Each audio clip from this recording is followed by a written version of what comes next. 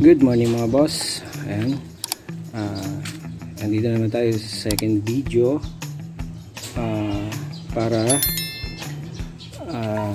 linisin yung mga nakapakat na dumi dito sa ating Mojo 110. So kailangan natin tanggalin yung mga nakadikit na kalawang. Masyado naman dumi, oh. Grabe. So mukhang matagal na naka-stock to. So tanggalin natin yung mga dapat tanggalin at saka linisin. So ayan. So lilinisin muna natin siya mga boss. Ayan, para kinabit natin yung flarings. So okay.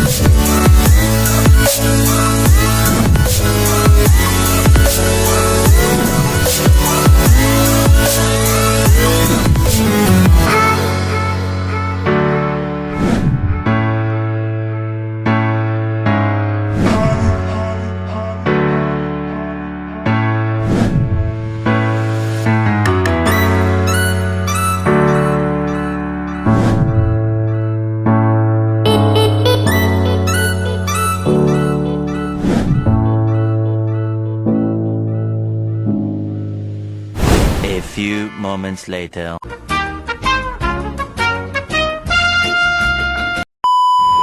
Ayan mga boss, okay na yung tangke, super kinis na niya. So ayan, so kanina nilinis natin to. So ayan na siya ngayon. Ayan yung kinalabasan, super ganda na niya ngayon. Okay, ayan boss, oh. Maganda na siya, super kinis. So ganun lang, yung mga kalawang na nakadikit siya, so natanggal naman natin. So ayan na yung dati niyang kulay, so super kinis na niya. So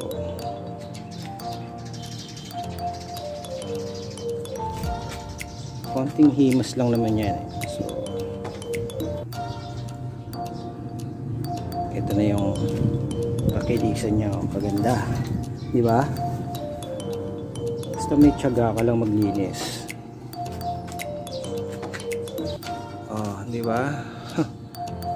Ang ganda-ganda. Medyo punas-punasan pa ng konti. Oh, kita na. Pwede ka na magsalamin. Ay, lumabas na yun. Bumalik niya yung dating kinis niya at ganda. So, konti na lang at magiging pogi na yung panloob. So, kailangan naman natin gawin dito is chances. Dahil yung chances niya hindi masyadong maganda. So, kailangan pa natin siyang pakinisin. So, ayan.